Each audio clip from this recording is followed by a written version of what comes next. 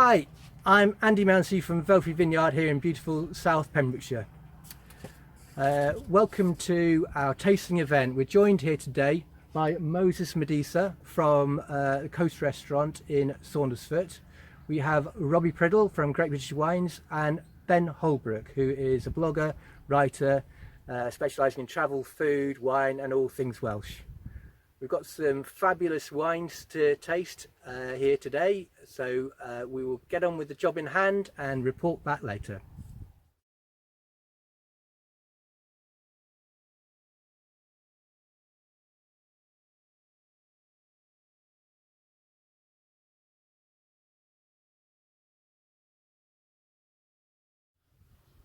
And the two Jabberjack wines got a bit of bottle age as well by the looks of things, yeah. Yes. Yeah, 2014.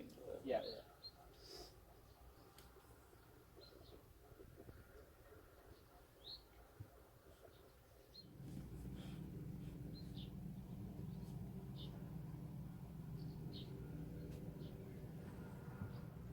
It's quite nice, and no discernible signs of any maturity either. It's good, quite fresh, citrus, Yeah, very fresh. green fruit, Yeah. kind of like underripe pear, a bit of floral. Yeah, it's got also a little bit of like bitterness. Yeah. With the acidity that balances really well with the because it's. I mean, I don't know what the alcohol level on it is, 11 but it it was. doesn't feel that light anyway. So, yeah. There's 11%. I got a bit of lemon rind as well, and I got kind of like medium intensity, medium alcohol. Yeah. Is where I was on it. So.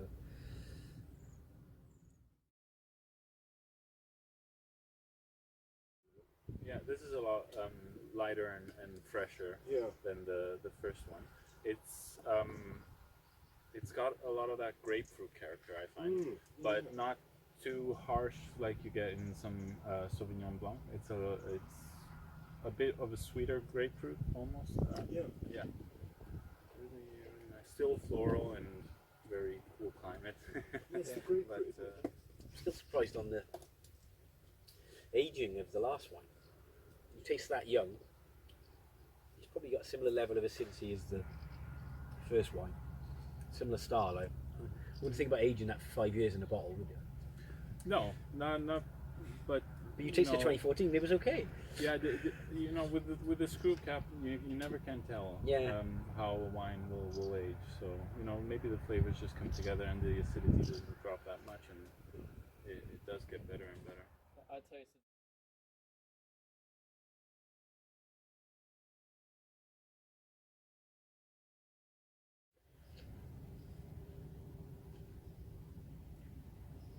Have you tried this one before?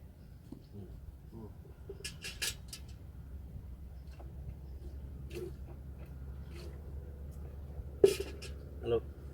Not for a few vintages. This is very much in line with in Catalonia. Organic biodynamic wines are everyone's obsessed with them. And this is very much like what I would have been drinking in Barcelona. It's a lot like the style of Chardonnay, which is all over a lot of English counties. Just just slightly underripe melon, really pleasant, almost a bit of green gauge coming through. I love that. Sometimes a touch nettly. That's not that nettly really, but it's getting a little bit green. It's it's really quite pleasant. I think it's got a lot of opportunity. I think a few years ago it would have been shunned, but I think there is a consumer palate for a real green style of Chardonnay with a lot of bracing acidity. I think I really enjoyed them. Yeah, it's almost it's got like the same acidity as like a very fresh pineapple. Yes. You're biting into that. Well, You get that in some Rieslings too. It's got I think it's got a little bit of like Lees character too, like a little bit like a Muscadet maybe. Yeah, I think they do leaf stirring in making this wine.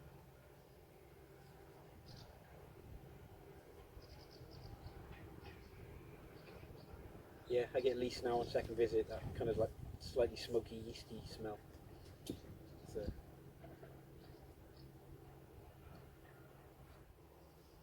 bit sherbety as well. that's my cup of tea. That's really, really great. And that's something I wouldn't expect to, you know, to come home to Wales and find this being Yeah. here. Fabulous, isn't it? It's very, very exciting Yeah. for me. Yeah.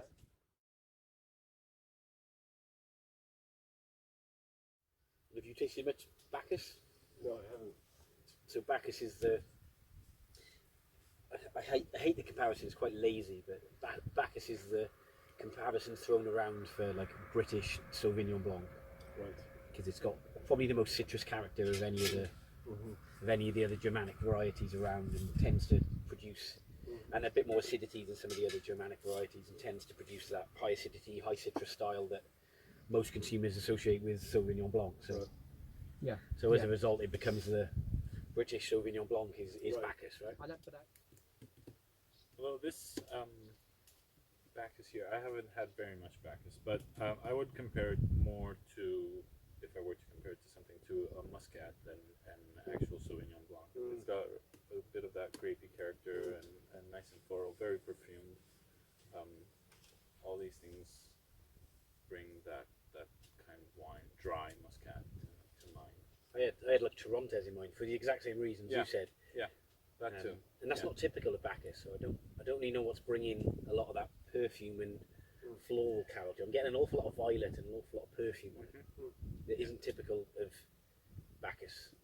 So I'm not quite sure where So to you wouldn't place say that. this is like a typical kind of, No, just for me, because, you know, my first foray, it's it's a very pretty wine. I'm just trying to work out from a varietal character where that, as you described it, that real perfumed, dry Muscat, Torontes kind of violety, soapy. Well, they're all nice qualities, but it's not typically Bacchus. I don't know whether it's in the yeast that they've used, because I know you can use yeasts to bring out more characters which aren't necessarily in the variety. But I don't know. You tasted that?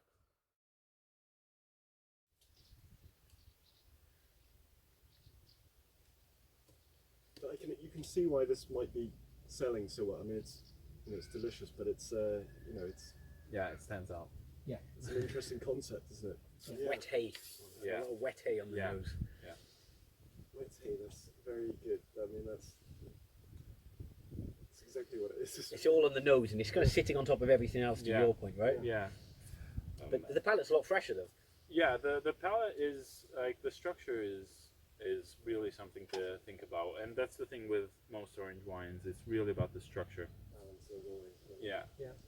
I just think, you know, I'm sorry to keep talking about Barcelona and Spain, but it's my only repertoire to it's almost that it's such a craze there, almost, that you want that rawness, the, you know, almost not ready, very kind of, you know, brand new wine from the organic, biodynamic, natural wines. You know. I feel like people are looking to be hit over the head with it almost, you know. Yeah, it makes for some great experiences, and then it makes it very challenging to serve wines in a restaurant, because if you open this wine and then it smells like that, and you think, oh, it'll be so great in 2 hours, but nobody's going to wait for their lunch for 2 hours. Yeah. So yeah, it makes for a challenge in serving wine in hospitality. I think the people who like natural wines would really like this expression. I think so. I would maybe put myself in that category and think, oh yeah, that's exactly what I, you know, it's got that kick, you know. Real apricot yogurt on that second pass then. It's really, really there. That kind of like yogurty flavour.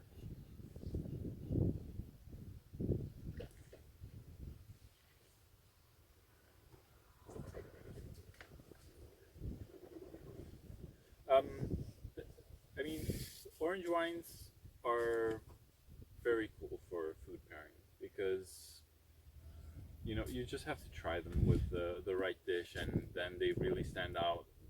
You hardly ever sell a bottle of orange wine to a table for a whole meal.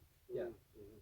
But if you're using it as a wine pairing wine, that's where you can really do things with it. Which isn't bad in this case, especially because, you know, like we said, it's a little bit funky at the beginning, But then if you're serving it as a wine pairing, you can kind of think, oh, I'll open this a little bit earlier, Yes. because you know you're going to sell it by the glass anyway. Yeah. Yeah. So I've never found orange wines that I enjoyed on their own, but I've enjoyed some of them in a pairing very much.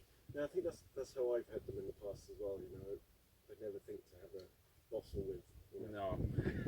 No, the whole bottle is And that's a lot me to go speaking as a fan, I would say. You know, so yeah, because it's got. I mean, this structure-wise, you know, I had something similar with. It was boiled ox cheek with a little bit of bouillon to go with it, and with an orange wine that worked very well because you had the tannin for the juicy meat, still all that acidity and these kind of bold flavors to go with the umami. Yeah.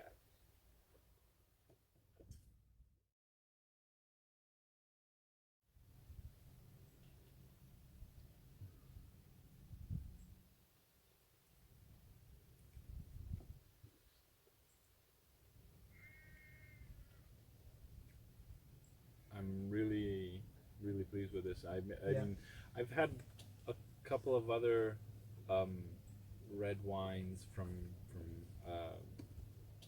the UK, but nothing that I ever really liked. Yeah. But this is, you know, it's maybe a little bit like like Beaujolais or something like that. Yeah. And, I'm not a big fan of that kind of wine, but I find it's quite well made, and you know, they didn't try and use oak on it or anything like that. That was just going to be out of place. It's just fresh, fruity, crunchy. Yeah. I agree. Got a lot of rhubarb on the nose. So much rhubarb. Slightly confected nose. But really a lot of rhubarb, a lot of red fruit. Yeah, I totally get that crunchy profile you're talking about. It's really, and then really pleasant. on the palate, it's like the fruit is also a little bit darker, but still, you know, obviously on the fresh side. But I get like, you know, like fresh blackberries off the just off the briar.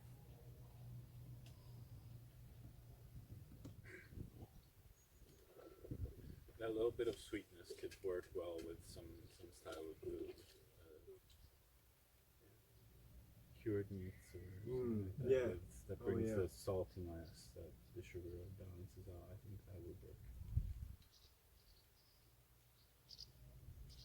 It's very, very pretty, isn't it? yeah, The rhubarb keeps coming. It's good length right to the back.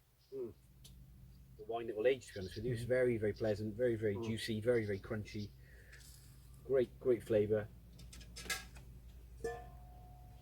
Yeah, considering the amount, nobody should try and make wine that's meant to age for too long. Yeah. It's just going to disappear too fast. Right. that's a good point. So what is the perception of Welsh wine in England? You know, it's really close to home. I'd say changing a lot. You know, so I speak to a fair few bloggers who are covering English wine, you know, all the time. And being from Wales, I've probably been on the butt end of jokes for, you know, since I've been involved in writing about wine. But I think the perception is, you know, the perception really is changing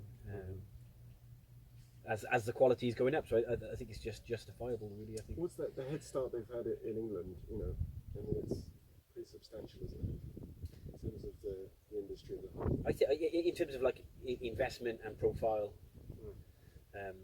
Yeah, definitely. Yeah, big head start.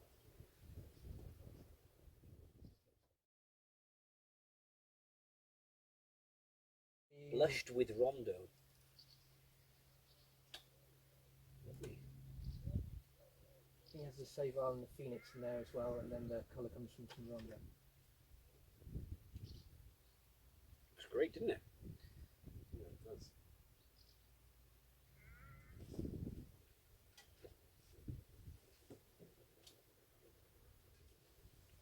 Red fruit character really comes through. Like really ripe strawberries on the nose, Yeah. and then on the palate it feels a bit more like it's underripe strawberries, wine white strawberries or green strawberries, and all that acidity really. Wow. Yeah. It is ripe on the nose. Really ripe.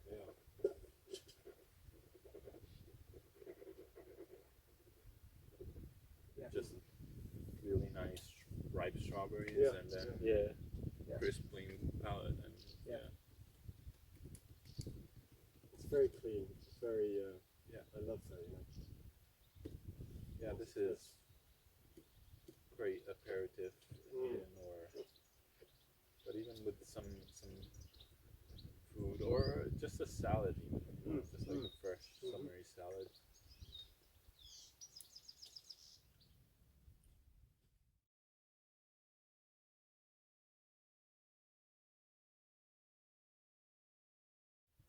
This is a bit more step away from red fruits, I would say, and blood orange is what I taste, especially citrus and blood orange, really juicy. Almost tastes like Sicily. Some floral there as well. Yeah. A dried floral almost. Really work great as an aperitif, but even with some fish, something like out of the oven, baked fish, to add that instead of spraying lemon on it, just drink this with it. Yeah. Wow. Yeah. It's a lot more fun than. Okay, so we have had a really good time tasting the various wines, and now Moses from Coast Restaurant is going to talk a bit about food pairings that would be suitable for some of the wines we've tasted. Moses. So, very happy to say, just recently Chef Fred Clapperton has joined us at Coast Restaurant, and a few of his dishes might work very well with some of these wines. So the Renaissance White, for example, as we mentioned, has this nice kind of citrus character, a little bit of greenness to it. Would go fantastically with his smoked eel and cockles dish, so that freshness to go with the fish, but also a little bit of that greenness to go with the parsley and parsley oil we have on that dish. Then as well, We're talking about the Anchor Hill one, the Chardonnay. yes, Yeah. exactly. The Anchor Hill Chardonnay would go fantastically with his pork belly dish. You have that fat from the pork belly, and that bracing acidity really cuts through that, helps to lighten up what otherwise might be a little bit of a heavy dish. Yeah. And finally, the Rondo. Yeah, from Chlyslou, yeah. Thanks for pronouncing that for me. It's got a little bit of sweetness, and so we have this nice cured venison dish from Chef Fred, which that saltiness of the meat really would balance out with that, and still that pickled beetroot also on the dish to go with that acidity present in the wine. Yeah, fabulous. Thanks very much indeed, Moses. Some Our lovely food pairings to try and experiment with. Okay, Robbie. So we've gone through that flight of wines. What were your overall impressions? It's great, just really really exciting. My palate's bouncing all over the place. I think we tasted 8 wines, 3 or 4 maiden vintages, which speaks to how up and coming Welsh wine is. What do we have? Like 4 really zesty, citrusy whites, an off-dry red, an orange Albarino, and 2 rosé sparklers, which were quite different in style. So a very, very eclectic mix. Very good tasting. Thanks for laying it on. I really enjoyed it. Yeah, well, I should say that you can buy 6 of those wines from Vineyards of Wales, Vineyards.Wales, and if you look for the deliciously diverse case, you can buy them as a special offer, so you can taste these same wines. And I think delicious and diverse. Yes, very diverse. A very good sort of description of those wines. Yeah, totally. Yeah. Highly recommend anyone you get stuck in. So let's talk about each one in turn, Robbie. So we started off with White House Still White from Jabberjack, just local to here. Yes, so first vintage, I tasted the wine first. And then I looked down and I was quite surprised to see it was a 2014 vintage. It, aged in really brave fashion. An awful lot of citrus character, some floral character, very high acidity, very long, very intense, even with a few years of bottle age. Really zesty, really impressive wine. Really enjoyed it. Yeah, very good. And then we moved on to another maiden release from Pen of Cloud in Monmouthshire. Yes, very excited to taste this. I mean, brand new wine. I saw it on Twitter a week or two ago. Amazing job on the branding. I just think it looks so pretty. Absolutely. I'm sure you'll agree. And another great wine. It's got the floral elements and the citrus elements, and it's also got this herbal edge that gives it real nice complexity. Really long wine. Good acidity again. Just great bone dry, nice white wine. Yeah, and a fantastic name, Renaissance.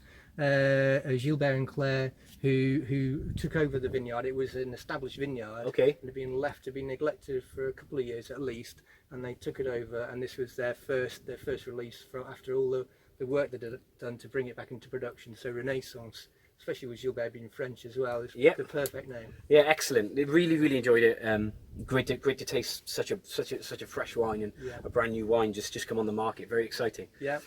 And the next one was more established vineyard and a larger vineyard, Anchor Hill, also in Monmouthshire. Yeah, I haven't tasted this wine for a few years, and it's fair to say it's still a very vigorous, very lean, very chiseled green style of Chardonnay that is becoming very popular from all across the UK. Just very long, very leesy, like underripe melon.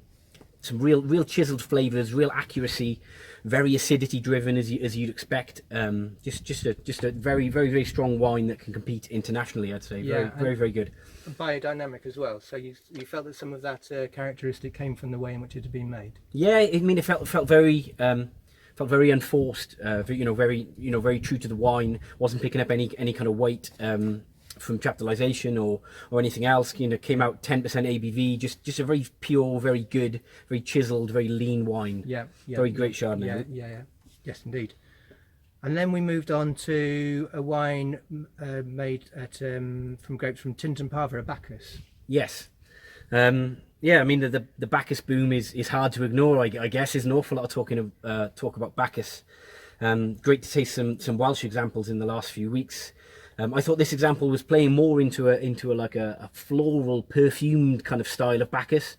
Not that pure acidity, pure green style of Bacchus we see quite a lot.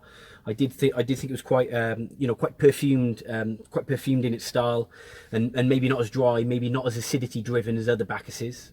So not typical for the variety. Yeah, I certainly didn't find it so. Maybe one to sit back and maybe tease out more the nuanced flavours going on there rather than those in your face Bacchus citrus notes. Yes, indeed.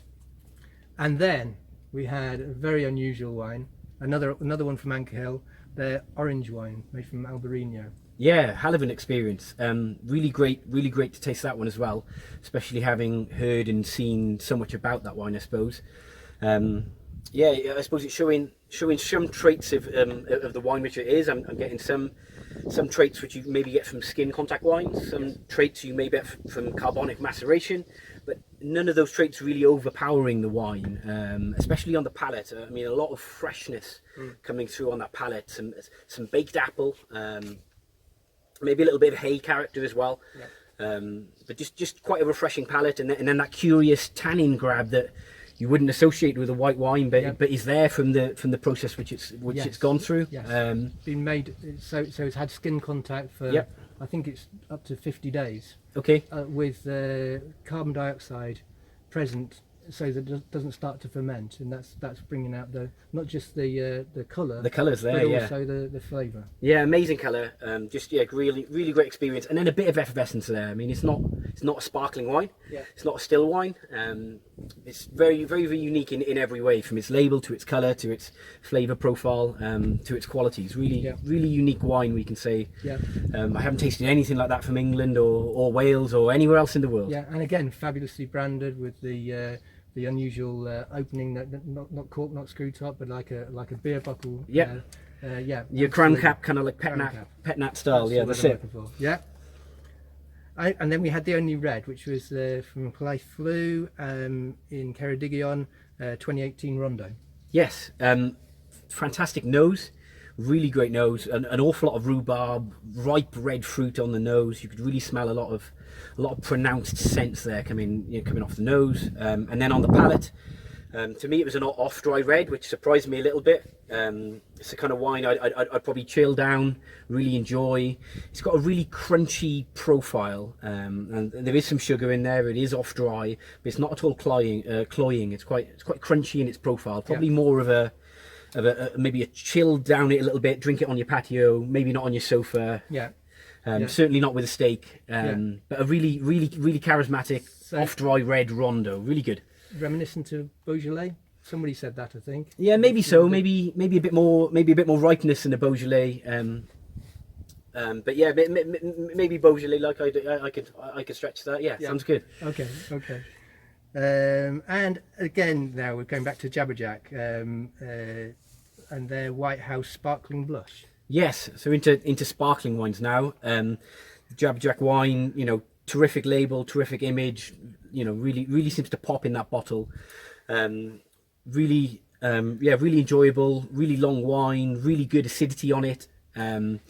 It's Seville based with a bit of Rondo, I think. Yes, indeed. With a bit of Rondo. Phoenix and Rondo, yeah. Phoenix and Rondo. I got an awful lot of red fruit character, but in the background, very, very, very citrus driven. An awful lot of acidity, very, very long wine. Just a really strong rosé sparkling wine, I'd say. Really, really good, and without an awful lot of the autolytic qualities that maybe come with a lot of lease aging. I don't think it's had much time on the lease, but it's had some time, and the acidity really drives the wine, and the citrus really comes through. Yeah, yes, indeed. And the last one also was a sparkling rosé wine. This one from Conwy, up in North Wales. 2018 Regent. Yes, and more red fruit character on this, as you'd expect. A lot of red fruit character, both in kind of like a raspberry sorbet kind of tartness, and then also in this kind of like syrupy kind of way. Quite a lot of sugar in the wine. I'd say it's off dry to maybe even medium style of sparkling wine. So maybe not comparable to a lot of the rosé sparklers which we see, which tend to be more brute in nature. But I'd say for people who maybe don't enjoy the fierceness of a traditional method sparkling wine and all the dryness that brings, this is just the kind of wine that they'd feel really at home drinking. This kind of slightly sweeter or much sweeter style of wine, I'd say. Wonderful. Well, thank you very much indeed. I hope you've enjoyed it. No, thank you for laying it on. It's been great, and incredible vineyard behind us. Great scene for a tasting, and very excited for the rest of Welsh Wine Week. Indeed. Thanks very much indeed. No problem. Thank you. Okay, well, the guys are gone now. That's been fabulous fun. We promised you a competition. Winning one of these vines and a bottle of wine from our first harvest. All you have to do, head over to the Velfrey Vineyard website and sign up for our newsletter, and you're entered into the competition. Best of luck.